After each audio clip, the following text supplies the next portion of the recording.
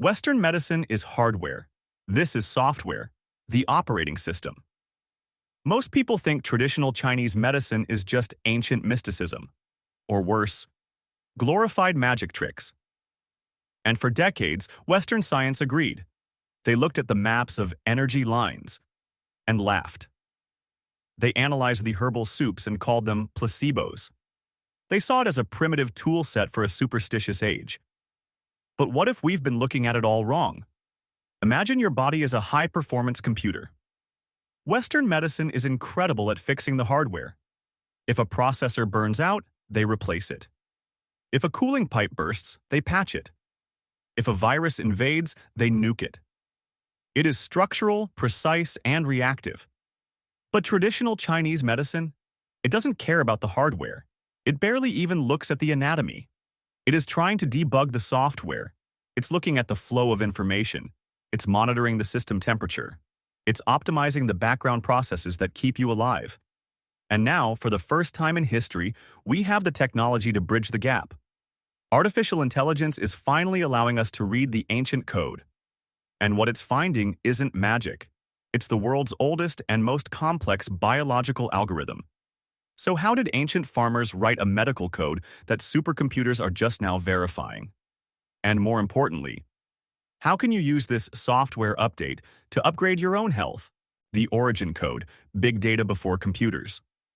To understand the software, we have to look at the developers. And contrary to popular belief, this system wasn't downloaded from the heavens by a mystic on a mountain. It wasn't a divine revelation. It was built through 2,500 years of brutal beta testing. Think about the scale of this. For 80 generations, Chinese physicians were collecting data. They didn't have microscopes. They didn't have MRIs. They had to rely on phenotypic pattern recognition. They observed inputs and outputs. If I give the patient this root, the fever breaks. If I press this point, the stomach stops cramping. If the pulse feels like a guitar string, a stroke is coming. They documented these patterns millions of times. The most famous text, the Yellow Emperor's Inner Canon, isn't a religious scripture. It's a data set. It is a massive, compiled log of cause and effect relationships observed in the human body over centuries. It's essentially the earliest form of big data. But the version of TCM we see today in the West? That's actually a modern update. Call it TCM 2.0. In the 1950s, China faced a massive hardware shortage. The communist government had hundreds of millions of citizens, but they had almost no Western-trained doctors, no antibiotics, and no hospitals. They were facing a public health collapse. So, Chairman Mao launched a massive standardization campaign. He didn't do it because he believed in the spirituality. He did it because it was scalable. Committees of experts took the chaotic, regional family recipes of the past. They stripped out the ghosts, the spirits, and the astrology, and they compiled the practical, effective techniques into a streamlined user manual. This allowed barefoot doctors, farmers with basic medical training, to deploy the software across the entire country. It was a pragmatic, open-source public health solution. And it stayed behind the bamboo curtain until 1971. That's when James Reston, a top columnist for the New York Times, visited Beijing. He ended up needing an emergency appendectomy. While Western surgeons removed the organ, the hardware fix, Chinese doctors used acupuncture needles to manage his post-op pain. Reston was awake, talking, and pain-free. He wrote about it on the front page of the New York Times. It was a culture shock. The West was suddenly introduced to an operating system they didn't know existed. But there was a problem. The interface was confusing. Western science speaks in cells, bacteria, and molecules. TCM speaks in wind, fire, dampness, and qi. To a modern scientist, that sounds like bad poetry, not medicine. But what if those words are just metaphors? What if they are just ancient icons for real biological functions? Let's run this ancient data through a modern translator. Decrypting the syntax, physics, not magic. The biggest barrier to understanding TCM isn't the medicine itself, it's the vocabulary. We need to translate the user interface into back-end code. First up, Qi. For decades, this was mistranslated as life force or spiritual energy. That makes it sound like something out of Star Wars. It makes scientists roll their eyes. But in biological terms, Qi is simply a metaphor for two things: metabolic energy and bioelectricity. Let's look at the cell. Your cells run on a molecule called ATP. It is the chemical currency of life. It's the battery power produced by your mitochondria. When a TCM doctor says you have Qi deficiency, they aren't saying your soul is leaking. They are saying your mitochondria are sluggish. They are saying your ATP production is down. It's a metabolic brownout. You feel tired, your digestion slows, your immune system lags. The Qi is the current running the machine. Next, let's look at Yin and Yang. This isn't just a cool symbol for a tattoo on a backpacker. It's the ancient version of binary code: 0 and 1, off and on. In systems biology, we call this homeostasis. Your body is constantly balancing opposing forces to stay alive. Your autonomic nervous system has a gas pedal, the sympathetic system. And it has a brake, the parasympathetic system. If you're stuck with your foot on the gas, high stress, high blood pressure, inflammation, that's Yang excess. If you're burnt out, cold, and sluggish, that's Yang deficiency. The ancient doctors didn't have the words for cortisol or adrenaline, so they used fire and heat. The syntax is different, but the system they are describing is identical. Now, let's talk about the 5 elements: wood, fire, earth, metal, water. This sounds like alchemy. But in modern terms, this is systems theory. It is a map of cybernetic feedback loops. In the body, no organ works alone. The kidney regulates the blood pressure, which affects the heart. The liver stores glycogen, which fuels the muscles. The 5 elements model is just a relational database. It maps how resources are allocated between different departments of your body. If one department hoards resources, inflammation, another department starves, deficiency. It's network topology. And finally, the most controversial concept of all, the meridians. This is where Western medicine drew the line. Western anatomists dissected bodies for centuries. They cut them open, looked inside, and said, "There are no invisible lines here. There are no channels." And they were right. The lines aren't invisible. They were just looking at the wrong layer, and they were looking at dead, dried-out tissue. In 2018, researchers using a new type of laser endomicroscopy discovered a new organ. They called it the interstitium.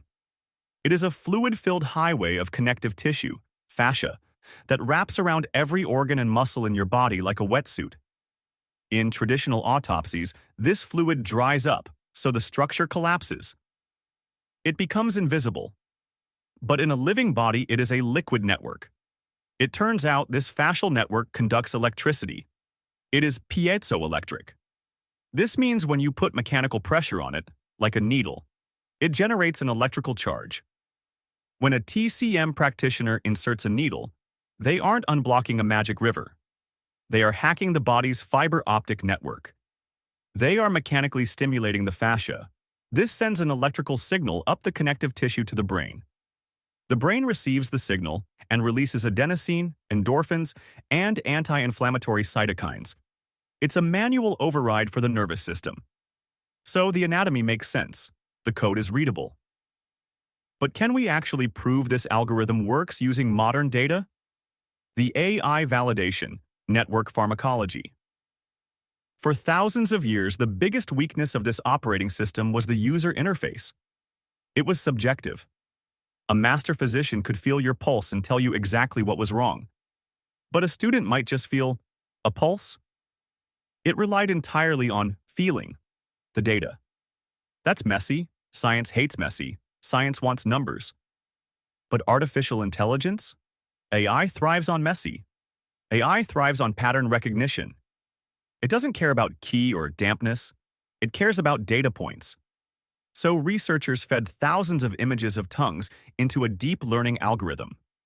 In TCM, a greasy yellow coating on the tongue indicates damp heat. This is usually treated as a metabolic clog in the system.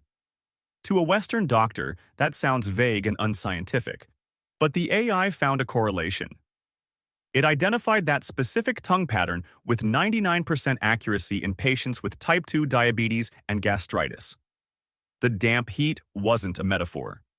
It was a visible phenotypic marker of high blood sugar and microbiome chaos. The tongue is just the visible readout of the gut. The AI didn't just translate the language, it validated the diagnosis. Then they moved to the pulse. TCM describes a wiry pulse, like a guitar string under tension, as a sign of liver stress or anger. Researchers used pressure sensors and machine learning to quantify this feeling. The data revealed that a wiry pulse correlates perfectly with increased arterial stiffness. It indicates high sympathetic nervous system tone. In other words, high blood pressure and chronic stress. The ancient doctors were feeling hemodynamics. They just didn't have the physics degree to describe it. But the most exciting frontier isn't diagnosis, it's treatment. And this is where we need to talk about network pharmacology. Western pharmacology works like a sniper rifle. One drug, one target, one receptor. It's precise, but it often has side effects because biology is interconnected. TCM herbal formulas work like a shotgun, or better yet, a symphony. A single formula might have 15 different herbs. Western science thought this was dirty medicine. Too many variables, they said. But AI is now modeling these complex interactions. It's showing that these herbs work synergistically. One herb hits the target. Another herb buffers the stomach lining to prevent side effects. Another herb improves absorption. AI models are revealing that these cocktails are hitting multiple targets simultaneously to reset the entire network. It's multi-target therapy, and the ultimate proof of this biological database isn't a computer model. It's a Nobel Prize. In the 1960s, malaria was killing soldiers in Vietnam.